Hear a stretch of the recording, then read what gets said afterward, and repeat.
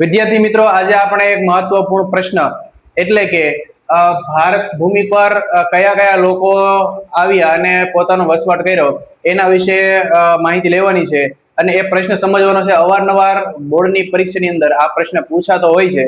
તો જોઈએ તો આ ભારતની ભૂમિ અને તેના લોકો વિશે વાત કરીએ તો જે આદિમાનવ છે એ પૂર્વી દક્ષિણ આફ્રિકાથી આવેલા હોવાનું માનવામાં આવે છે અને એશિયા ખંડની અંદર પોતાનો વસવાટ કરેલો જોવા મળે છે. એના પછી વાત કરીએ તો ભારત જે છે, ભારતની અંદર સર્વપ્રથમ કોઈ જો પ્રાચીનતમ પ્રજા આવી હોય તો એ છે દ્રવિડ પ્રજા. આ બંને ક્વેશ્ચન ઓપ્શનની અંદર પણ પૂછવામાં આવે છે, એટલે ખાસ ધ્યાન આપજો. હવે બીજી વસ્તુ કે જ્યારે કોઈ પણ ટોપિકને હું અહીંયા સમજાવતો હોય ત્યારે તમારે એ જેટલા પણ હું મુદ્દા કરાવું છું એ બધા મોસ્ટ આઈએમપી મુદ્દાઓ હોય છે. તો તમારે જ્યારે આન્સર રાઇટિંગ કરતા હોય ત્યારે અથવા વિડીયો જોતા હોય ત્યારે આ જેટલા પણ મુદ્દાઓ છે એની જે હું શોર્ટ ટ્રીક લખાવું છું એ લખવી ફરજિયાત છે. જો તમે લખશો તો તમને એ ફાયદાકારક થતી હોય છે. ચલો તો પેલા વાત કરી કે કઈ કઈ પ્રજાઓએ ભારતના ભૂમિ પર આવીને વસવાટ કર્યો. તો એમાંની પહેલી પ્રજા છે નેગ્રીટો પ્રજા. તો વિદ્યાર્થી મિત્રો, એને હબસીઓ ભારતનો સૌથી પ્રાચીન નિવાસી તરીકે માનવામાં આવે છે. કે ભારતની અંદર સૌથી પ્રાચીન કોઈ નિવાસી હોય તો એ કઈ પ્રજા છે? નેગ્રીટો. એ ક્યાંથી આવી? તો આફ્રિકાથી લઈને બલુચિસ્તાન થઈને અને ભારતની અંદર આવે છે. એના વર્ણની વાત કરવામાં આવે તો એ શ્યામ હોય છે અને 4 થી 5 ફૂટ એમની ઊંચાઈ હોય છે અને વાંકડિયા એમના વાળ હોતા હોય છે. એના પછી વાત કરીએ બીજી પ્રજાની, તો એ છે ઓસ્ટ્રેલોઇડ. તો વિદ્યાર્થી મિત્રો, એ અગ્નિ એશિયામાંથી ભારતની અંદર પોતાનો વસવાટ કરેલો છે. અને પછી વાત કરીએ કે આર્યો તેમને નિષાદ કહેતા. જે આર્ય પ્રજાઓ હતી એ આ ઓસ્ટ્રેલોઇડ પ્રજાને નિષાદ તરીકે વર્ણવતા હતા. એના પછી વાત કરીએ કોલ, મુંડા, ખાસી, નિકોબારી પ્રજાતિ વગેરે આ જેટલી પણ ભારતની અંદર વસવાટ કરે છે પ્રજાતિઓ, એની અંદર આના કંઈક ને કંઈક ઓસ્ટ્રેલોઇડ પ્રજાતિના લક્ષણો અત્યારે પણ હાલમાં પણ જોવા મળે છે. એના પછી વાત કરીએ આપણે દ્રવિડ લોકોની, તો સિંધુ સંસ્કૃતિના સર્જકો તરીકે એમને પણ માનવામાં આવે છે.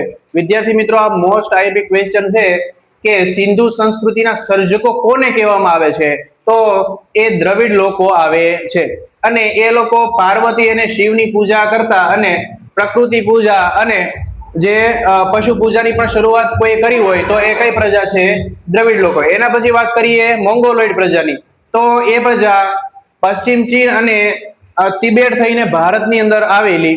એના પછી વાત કરીએ વર્ણ વ્યવસ્થાની, તો એ પીળો ચહેરો, ચપટો હતો એનો, ઉપસેલા ગાલ અને બદામ આકારની એમની આંખો હતી.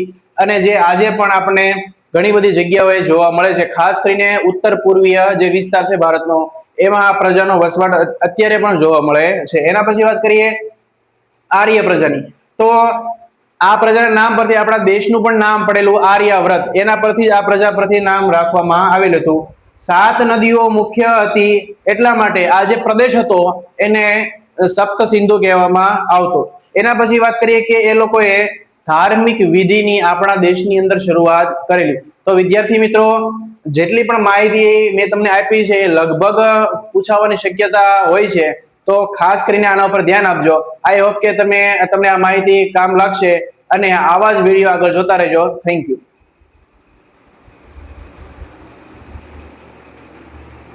હેલો વિદ્યાર્થી મિત્રો, સ્વાગત છે તમારું આપની ચેનલ એટલે કે માય 7 સ્ટડી પોઈન્ટમાં. વિદ્યાર્થી મિત્રો, આ ચેપ્ટરનો આપણો છેલ્લો ટોપિક એટલે કે વારસાનું જતન અને એમનું સંરક્ષણ. આ ટોપિક ની અંદર ઘણા બધા છેલ્લા પાછલા વર્ષોની અંદર બોર્ડની એક્ઝામમાંથી આ પ્રશ્ન પૂછાયેલો છે, એટલે મોસ્ટ આઈએમપી પ્રશ્ન છે. તો એમના મુદ્દાઓ જે મેં આપ્યા છે ખાસ ધ્યાન આપજો અને ખાસ સમજો, જેથી કરીને તમે બોર્ડની એક્ઝામમાં સારું એવું આન્સર રાઇટિંગ કરી શકો.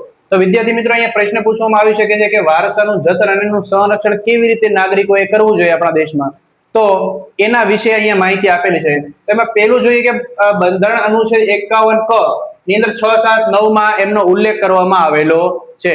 તો વિદ્યાર્થી મિત્રો, આપણા બંધારણની અંદર જે અનુચ્છેદ 51 ક છે એની અંદર ખાસ આનો ઉલ્લેખ કરવામાં આવ્યો છે કે ભારતનો વારસો શું છે અને એનું જતન કેવી રીતે કરવું જોઈએ.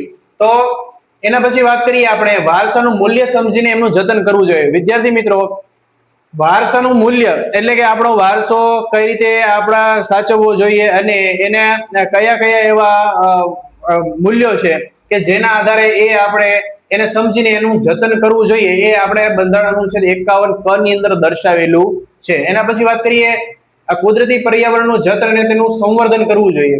તો જો દરેક ભારતની અંદર વસતા દરેક નાગરિકોએ કુદરતી પર્યાવરણનું જતન કરવું અનિવાર્ય છે અને એમનું સંવર્ધન પણ કરવું જોઈએ. એના પછી વાત કરીએ તો જાહેર મિલકતોનું પણ રક્ષણ કરવું જોઈએ. જેટલી પણ જાહેર મિલકતો છે આપણા દેશની અંદર, એ દરેક નાગરિકની ફરજ છે કે એમને એ મિલકતોનું રક્ષણ કરવું જોઈએ. એના પછી વાત કરીએ હિંસાનો ત્યાગ કરવો જોઈએ. તો જે આ જાહેર મિલકતોની અંદર કઈ પણ પ્રકારે તોડફોડ કે કઈ નુકસાન કરવામાં આવે છે, તો નાગરિકોએ એ વસ્તુ ટાળવી જોઈએ અને એમનું જતન કરવું જોઈએ. એના પછી વાત કરીએ આપણે પ્રાચીન સ્મારકોનું નુકસાન ન પહોંચાડવું. તો વિદ્યાર્થી મિત્રો, આપણે જે આપણા પ્રાચીન સ્મારકો છે, ઐતિહાસિક જે આપણા વારસાઓ છે, એવા જે કોઈ સ્મારકો હોય એમને નુકસાન પહોંચાડવું જોઈએ નહીં. એના પછી વાત કરીએ ભૂમિ દ્રશ્યોની શુદ્ધતા, પવિત્રતા અને સુંદરતાની જાળવણી એ આપણી નૈતિક ફરજ છે. તો જેટલા પણ આ લેન્ડસ્કેપો આવેલા છે કે જેટલા પણ આવા સ્મારકો છે, એની અંદર એમની શુદ્ધતા, પવિત્રતા અને સુંદરતા જળવાઈ રહે એ આપણા દરેક નાગરિકોની ફરજ છે અને એ આપણા બંધારણની અંદર પણ એમનો ઉલ્લેખ કરાયેલો છે. તો આઈ હોપ કે તમે આ દરેક મુદ્દા સમજ્યા હશો. તો આના પછી હવે આપણે બીજું ચેપ્ટર જોઈશું. તો આવી જ રીતે આ વિડીયો સાથે સંકળાયેલ રહેજો અને જોતા રહેજો. Thank you.